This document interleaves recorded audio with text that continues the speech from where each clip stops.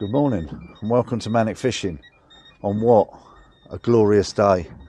Now today I told myself I definitely wasn't going to go wreck fishing, so that's the case. I'm not going to go. Today I'm going to have a little drift around and I'm going to try and catch some place. I'm going to use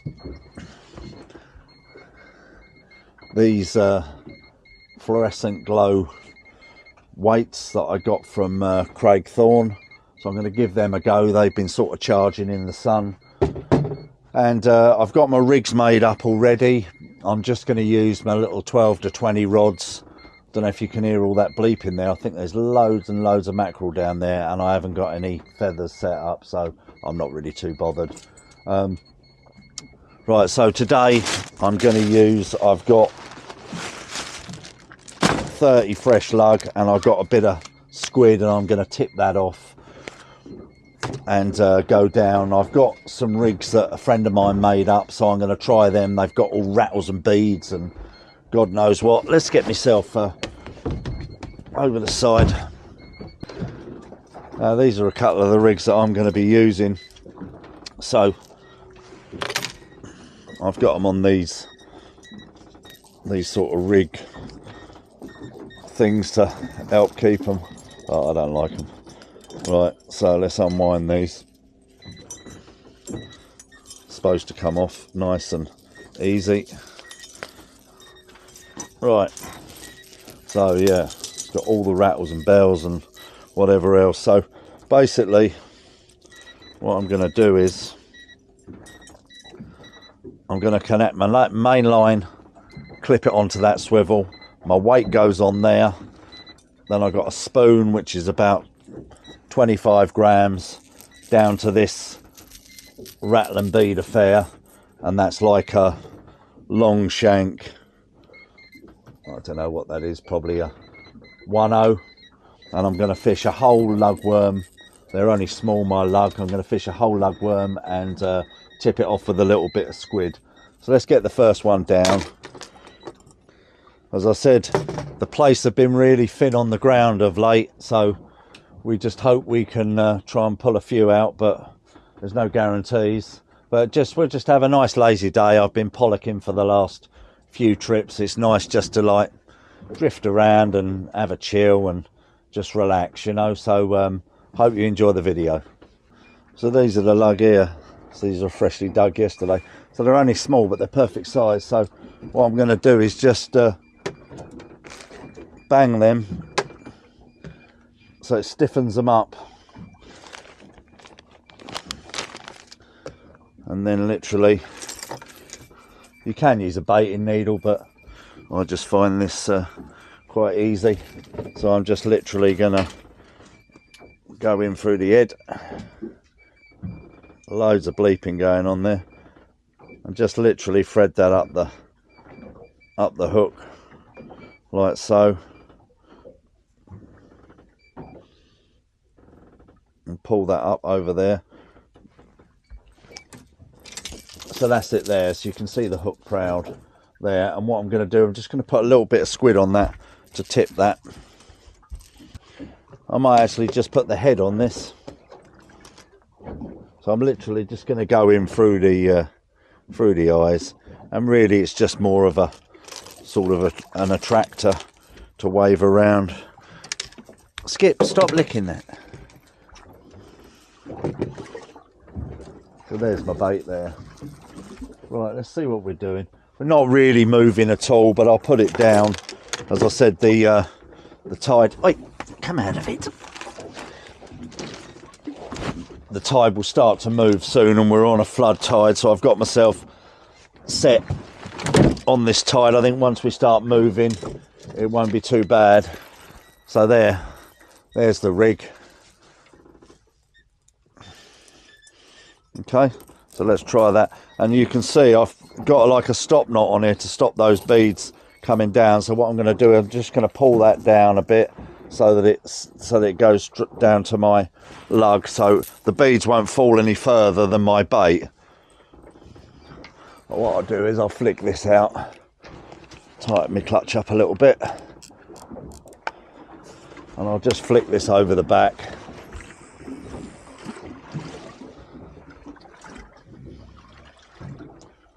and let that go down. So we're only in 47 foot of water.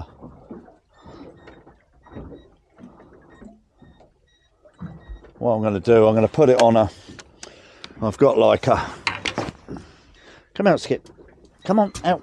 I've got a Railblazer rod holder here, which will keep that rod right out the way. So I can clip that in there like that. Make sure you lock it in. So I'll keep that like that and then lock that in. And as I say, once we start moving, that'll move out the way lovely. What I'm going to do, I think I'm going to set I must admit, I'm not a great fan of these. I don't really like them. Always seem to get tangled with them, but I will try, give it a bit of a comparison. So I need to make up a couple of little traces. So I'll see if I've got some stuff already made up, see if I've got some 1/0 hooks kicking around. If not, I'll put on another one of these rigs, but I can literally clip that on there. That gives me a bit more, you know, a couple of free baits down there, and we'll see what works. I mean, in theory, this will pin my bait a bit better on the bottom, but I don't know. A lot of people will swear by these. I swear at them most of the time. Right, so I'm not going to put loads of whistles and bells on this spreader bar because it's already got quite a throw.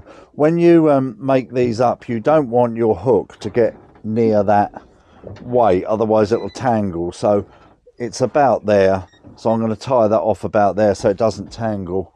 That's there, and then in theory that shouldn't, yeah, that's about to the center of that, so it shouldn't get tangled with the other one. So let's get the other one on.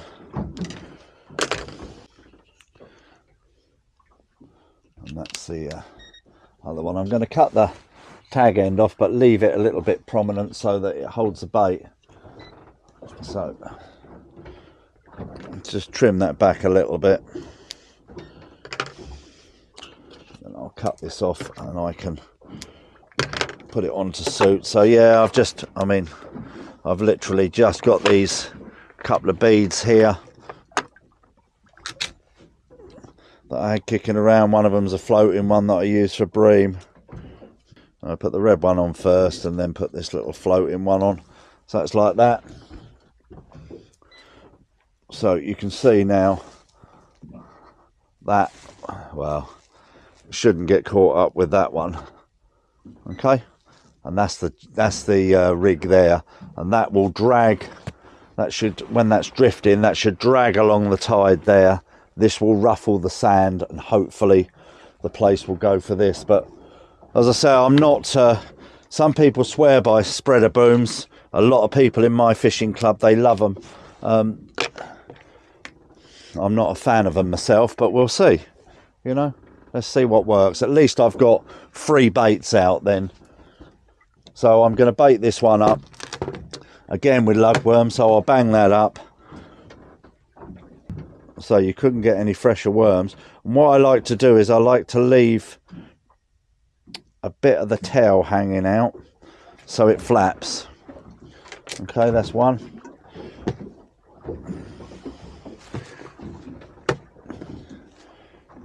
Yeah, the digger said to me, he said they're only really small worms. Well, they're absolutely perfect for plaice. You don't want massive great worms really. You end up cutting them in half. So these are absolutely perfect. So that's it there. And I might tip one off with squid and I'll leave the other one as it is. You can use, I know a friend of mine at the other club, you can actually put little strips of cuttle on as well. As I said, really it's more of an attractor. So I'm just going to take out this sort of scummy bit of this and cut this into a nice thin strip, and then just lip it once through that like that. Let's put the other one on. Let's go all out, eh? Squid and lug.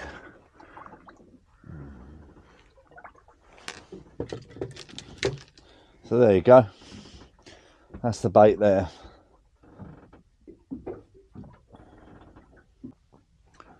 Right, so let's just flick this one out a little bit. I think what I'm actually going to do, we are actually drifting now. I'm just going to move round so I get onto this bank a little bit better. So let's just spin it round. Right, so I've just spun myself round. Now when I put this down, I'm just going to put this down so that you can see, I don't know if you can see, the snoods are going out so they're not going to tangle. I'm just letting that down quite gently. I'm just thumbing it down so it doesn't tangle. So let's hit the bottom there, just give it a little bit of line, and I'm going to put it in this Railblazer mount, and then hopefully that'll just make sure it's got plenty of line. I just want that to go out the back of the boat a bit. So this has got just the lug and the squid. Okay, just give that a little bit of line. Lock that in. I think once the boat settles, the line should go out the back. I don't know what I'm getting on that. I think there's mackerel down there actually. That's what all that bleeping is. What I might do is I might just have a bit of fun and flick one of these around. These are really small. A really small yo-yo H2O. Let's just flick that round with my little lure rod. See if I might be able to pick up the odd mackerel. Yeah, really little, skinny little thing. Right, let's get my lure rod. Skip is into chewing everything at the minute. It's ironic, you put a little jig down and then they stop bleeping. Banging about a bit, but it's not. I can't feel anything. Let's just move it. No, but one of those, this is what I don't like about these. Oh dear, they get caught up.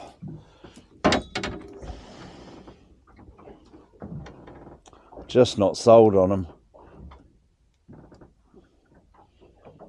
And there is actually a swivel there, so it shouldn't tangle. Let's be a little bit more gentle with it. So lines are going out the back a bit now. Just seems too much that can go wrong with them. So people swear by them. Right, fingers crossed. As I said, it's just going to be a gentle day drifting around. Hopefully I'll pick up a couple, but there's no guarantees. It's only fishing. So at my fishing club today, they got a competition. I think it's a dogfish competition. I could do with watching my previous video. I had nothing but dogfish. I think I'm an expert on them. So these banks, they go for good 3 mile. So we'll just slowly drift over this part and then I'll move slightly over. As I said, it's not a ripping day like it is with the pollock fishing, but it's nice to get it in. I used to do a lot of place fishing years ago, you know, when I sort of just had a little boat. You couldn't really go far, so it wasn't like you could do the, you know, the sort of 30 miles plus that I do when I go pollocking. So I'm just going to move us up to this, there's another little bank on the same sort of ground but just further over.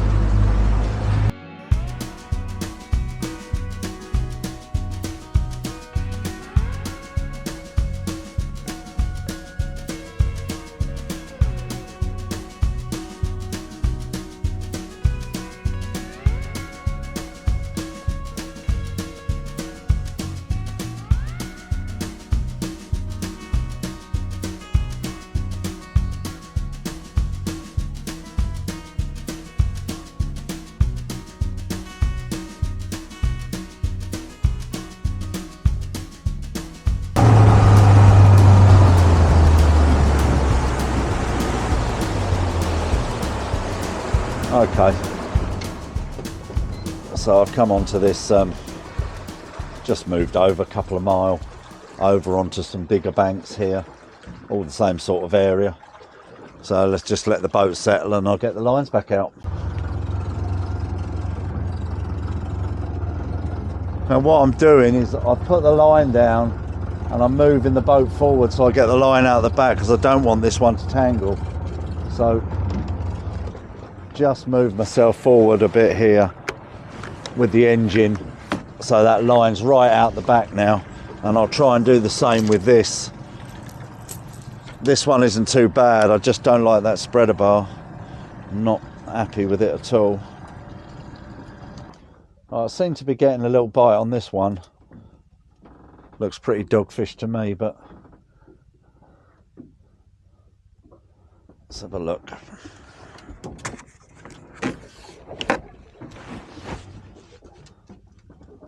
If you don't want to strike with place, just really want to reel into them.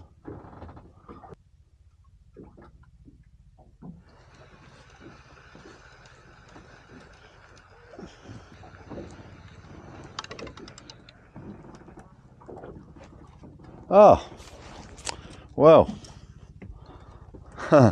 it is actually a place, but as you can see, it's a very small one, but a place is a place. And that was on the spreader bar that I hate. There you go. So only very small, but it's nice, I'll take that. Alright, so just had that baby place, and so we'll go back down. As soon as I start to slag the spreader bar off, it produces. We're starting to get some bits in the water now. It's the start of the signs of, you know, of May rot. It's not great when that happens. You get slime all on the line. Right, so I'm on the bottom now. So I'll just give that a little bit of line, and then hopefully that will pay itself back. As I said, I don't think the days of when we were catching, you know, good £6 ones down here on this ground. I know a few people from my club have had some cracking ones, you know, like dustbin lids, but they seem to have gone that sort of size. But I mean, if I got one round about £1, I'll be happy, you know.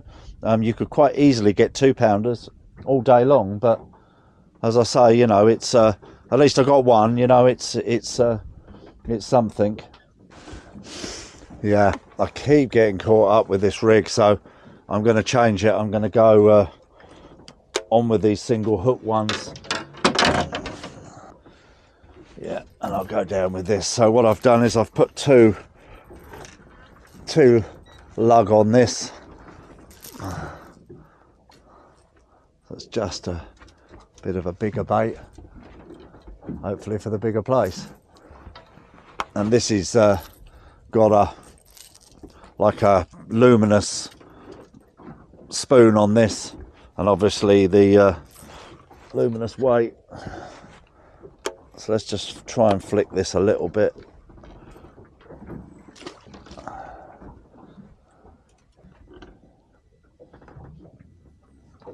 Yeah, I don't know if you can see that, so it's banging about a little bit. Let's give it a little bit of line.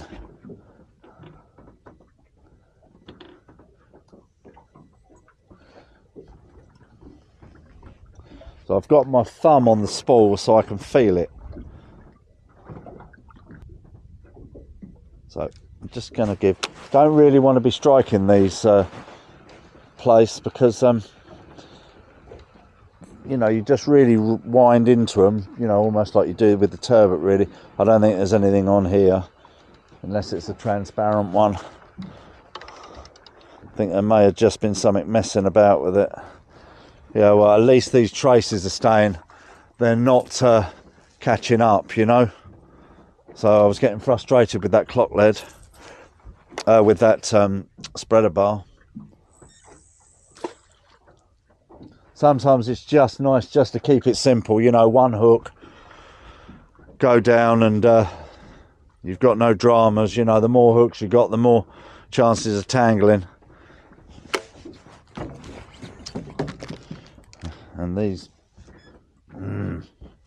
look, not happy with it at all. It has got a swivel there, but look, the line always seems to be catching up, and useless. Yeah, I don't know what's going on with it.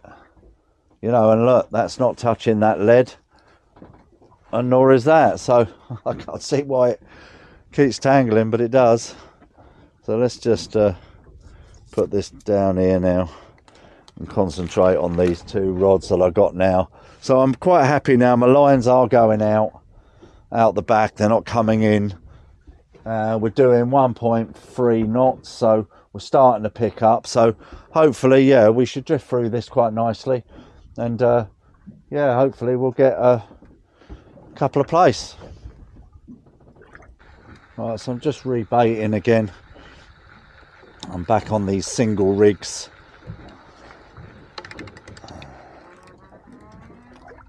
So yeah, I got a little place here. Very little.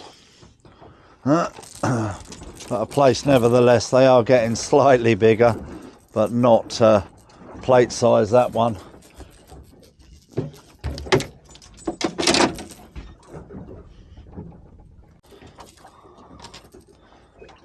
Now the trouble you find with plaice is that they do swallow. They're very greedy.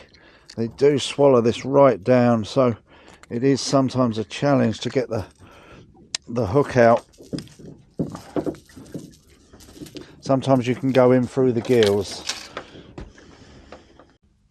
Okay, so I just had another little one. So I'm just baiting up 2 of these lugworm at a time. And I leave the tails hanging. It's like a bit of an attractor. And then what I've done is, if you can see that, I've scraped the skin off of this piece of squid, so it's a little bit whiter. And then literally I'm just going to hook that once through that, and that will just flip nicely in the tide. So there's the bait, if you can see that in the sunlight. And then I'll move my knot down so that it's just on top of the lug, so that the beads will go down, but then they're not getting in the way of that bait. I don't know if you can see that, rattling beads. Right, so the lines are going out lovely now, so I'm just going to flick this one out. That'll go down nice. I'm just thumbing it down gently so it doesn't tangle. As I said, the lines are going out now, so it's not too bad. It is nice to cast them away from the boat a bit, but I don't want to have the... So if you lift that rod up and then let it down again, that will move back slightly. So let's give it a little bit of line. See what it's doing. As I said, sometimes it's like giving a dog, taking a bone away from a dog. You know, they'll you move it a little bit and it'll they'll go for it.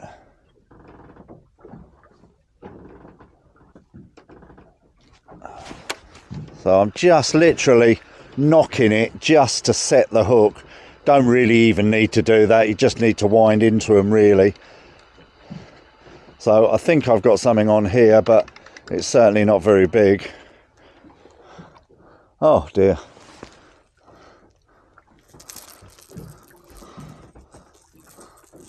Baby whiting. Oh, nicely hooked. That's probably the squid head that got that one on. I don't want to get a load of them today. Right, so let's go back over. There's nothing wrong with that bait. So once I drop that in the water, then I stop the spool and just hold it, and then that trace hopefully shouldn't tangle.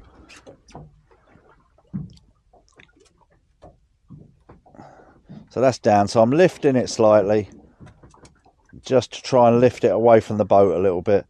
As I said, we've got no real noise here. It's not like you're on anchor where the the bow is snapping, you know, you can hear it slapping the water. Place really, they're not that finicky. Yeah, I hope you're enjoying Manic fishing. I'm trying to get this video out every Monday again now the weather's better. I should be able to get the content pretty regularly. Quite a few of you have been asking me to do some more of these sort of lure setups, some rig setups, so I'm going to start to do that. Just little short ones. I've got one out that will come out prior to this video, just of me really getting set up. But yeah, I'm going to do a few of them and see. Still going to try and do this interview with a charter skipper. I'm going to do it on Manx Bell, and I'm going to be going out on his boat and hopefully hitting a few of these target fish that I want to get, because John's very experienced at getting different species, and there's a couple of them there that I've never had, so I want to try and do that. It's not all about catching pollock, you know. I do, as I say, I do enjoy it, but you know, for just want to show you guys what else there is out here, because there's a whole different variety of fish. There's been a few smoothhounds turning up, and I got a message from Martin Kemp, the owner of the Hastings Angling Centre, my local tackle shop, and he said the peeler crab had just turned up, so I'll be smashing them smoothhounds with them. A lot of them here, I know I spoke to John, they just use squid and that, but in my experience I just use peeler crab. They seem to love that, or even just the harbour crab, you know. They're free, and they're just a bit vicious, the old harbour ones. They go for you a bit. So we're getting yeah, I don't know if there's some mackerel coming through again. Keep hearing these bleeps. As soon as I put my rod down, they'll stop. Yeah, there you go. So I wasn't really prepared for anything like that. I should have had a set of feathers set up, and I could have just had them bouncing over the side, but I don't know where my feathers are. I have got them, but I've got so much rubbish underneath that floor there, I can't be bothered to look through it. Yeah, also I'm going to do this trip down the Kingsmere. I've got a friend, his mate's going to fish it next week. He's from local to that way, so I'm going to see if they're starting to show there now. I'll have a word with a guy who helped me out last year, experienced skipper down there, Dick Leggett and Brett Lomas. They know that area well, so I'll get a bit of inquiry and see what's the best time to go down there. And I'll have a better plan down there this year. As I said, I had to cut the journey short. I had a bit of a family crisis, so we left. I think we got the 5:30 lock. I was back in Sovereign Harbour at 1:30, and it's an hour and a half steam either way, so didn't really do a lot of fishing, but I do intend to do that. I'm probably going to take Danny down there, the old boy who I took down there last year. Hopefully I'll beat him. He had some bigger bream than me last year, so I can't let that happen. So what I'm doing is I'm getting the squid ready and just scraping off this skin here so it's a bit whiter, just to give it a little bit more of an attraction. Just scraping it off with my knife. And then really I'm only looking at just really an attractor, just some little skinny, just slim strips. And what I'll do is I'll leave them on my baiting table, and I don't mind them going a bit tough, because they'll go on the line better. As I said, my friend, he uses cuttle. He swears by it for place, you know, just a little bit, just a tip. They're very predatory place. They'll go, you know, I want to catch one on a lure, I'll be honest. I know they do go for them. Right on my boat, get off. So yeah, I'll cut that like that, cut it open, so it's like cut the tube open, and then I'll scrape this skin off. There is like a flap on the back, like little wings, so I'll just try and get round that. That's it, there's some strips there, so I'll let them dry on my board. Couple of heads there. Let's chuck these guts over.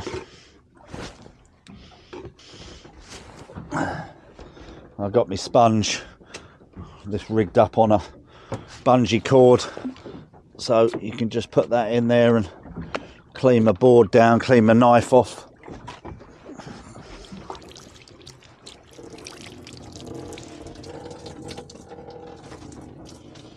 Put my knife in there in my board so it's nice and safe. Alright, come on, place. I'm getting a little inquiry on this one, but I'm just about to go and eat my pie, so as soon as I do that I'll end up getting a fish. So I'm going to check these baits now, put them down. This one was tapping earlier, but it doesn't feel like there's anything on it. Oh yeah, there you go.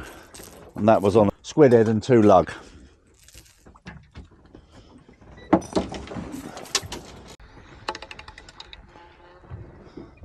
So they are coming up, but it's just a shame that this is a slightly bigger one, but I doubt it goes a pound, maybe.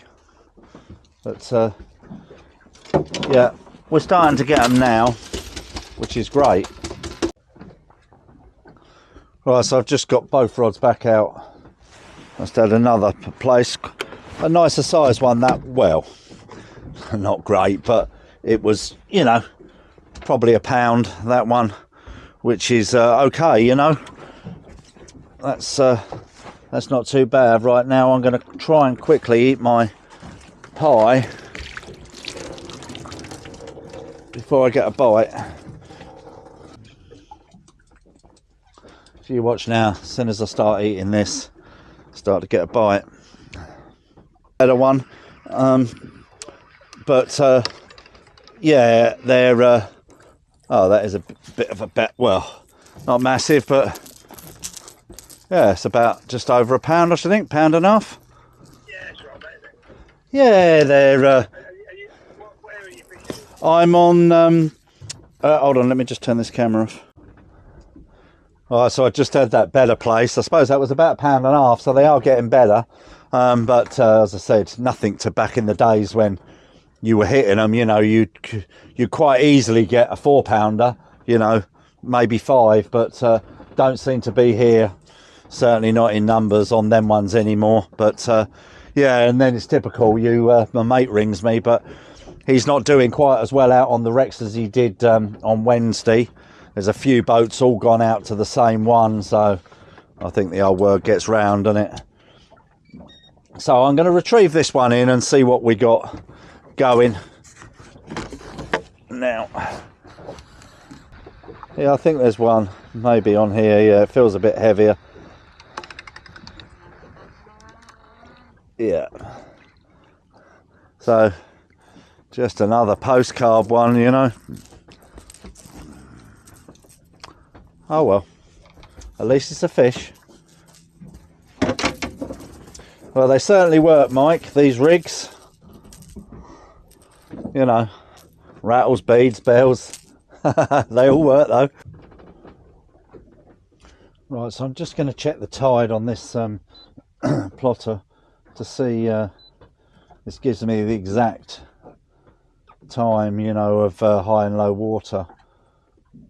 So I've got about, I think, well, it's saying 12:37, so it's 12 o'clock now, so I've got about 40 minutes before it starts to go slack. So I think I'm only going to fish this one tide, because I've had, I don't know, I probably had 7 of them now, and basically this video was just to show you how to catch place, even though I'm sorry that they're not massive. It's just the way of the world at the minute, you know, that's how they are. You're not getting any real monster ones here at the minute, but you haven't seemed to have had them for the last few years. But good fun. I do generally prefer to use like a 6 to 12 rod. See, there's nothing really wrong with that bait there. So I've got a squid head on there. What I'll do is I'll change that over, because I don't really want to take any bait back with me, so I use these lug up. I've got That's it. Oops. So there's my bait there.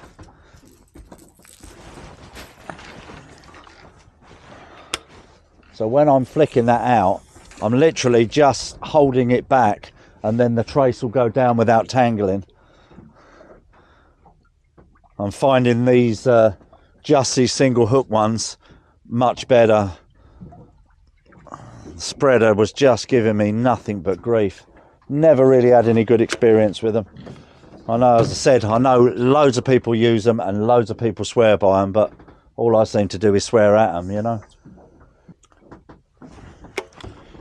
I've got some of these weights I got from Craig, I'll show you. On some of them, they've actually got like a bait clip here. So I think when I'm casting these ones out, I can clip that round there, and that'll just hold that from getting tangled. But these are awesome, these. So I've got a UV light in there, I'll just glow them up. But I mean, in daylight like this, these will literally just glow, and you can see them. I looked at them last night, it was like a Christmas tree. And I've got some of these which are like these are a hookup lead.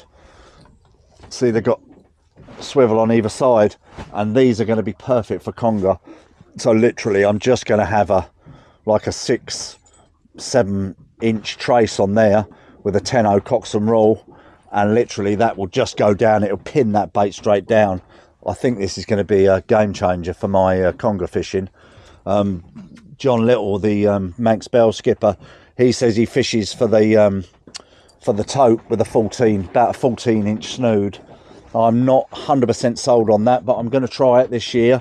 Give it a go. The tote should be showing up soon. Generally, when we're getting a few little smooth hounds, but when the smooth hounds are in pup, that's when the tote come in, because unfortunately they're in there killing all the babies. They'll be all on the shoals and all on the little inshore reefs. I've got a killer mark about 15 mile off where I get my tote from. Yeah, I'm going to do a lot of that this year, and I'm going to try and do it with some I'm going to try and catch one on one of my lure rods. I think that'd be great fun. So I've got like a slightly heavier duty rod in there that I use for my 180 gram lures, but I'm going to try and catch a nice, I want a 30 pounder on that, you know, 30 pound plus on that. That'd be great fun. It's nice when you actually come out here with a plan to catch a target fish, that you actually get it, you know.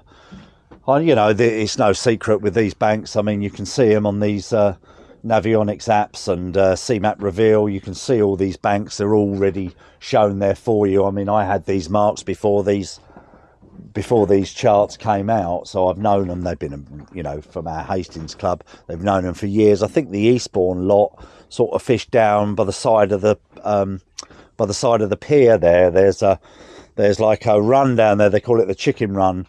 And they get most of their place there, or it used to be a lot of big place there, but I'm not as I said, I'm not experienced that side of it. Haven't really fished that way, because I'm obviously come off the beach of Hastings. I know sort of Hastings marks, so this is sort of my backyard as such. Yeah, I ain't got the baby in the life jacket today, because I'm hoping I've got to start to trust him a little bit, you know. He's a little bugger. Well, he's not cocked his leg up in the cabin today yet, not that I've seen. He's shameless, he just does it wherever he wants. No, there's nothing on that one. So I'm going to leave this rod in now. I'm not going to bother hanging around for the tide to change or anything. I like the beauty of being in the marina is I can literally come out for a couple of hours and then catch a couple of fish and go, and hopefully get you some content that you want to watch. So clean that hook off, don't want any of that sort of lug rubbish on there, and then I can just literally wrap this up ready to go. So I think I'm going to actually do this slightly different, because I don't like those. I don't like these at all. They don't seem to work for me. So I don't know. You know, I think that these are are definitely an advantage than a disadvantage. They glow like mad. People swear by them. I must admit, I've never used them before. Craig's a friend of mine, so I bought some off of him. And as I say, I think that anything, it's the same as like with a Muppet or you know, some sort of bead or rattle. I think that it's all an attractor. You know, it's all going to be in your advantage. So yeah, I'm sold on them. I love them. I think they're really good. As I say, I've got quite a few of them. Craig sorted me out, so I'll try them.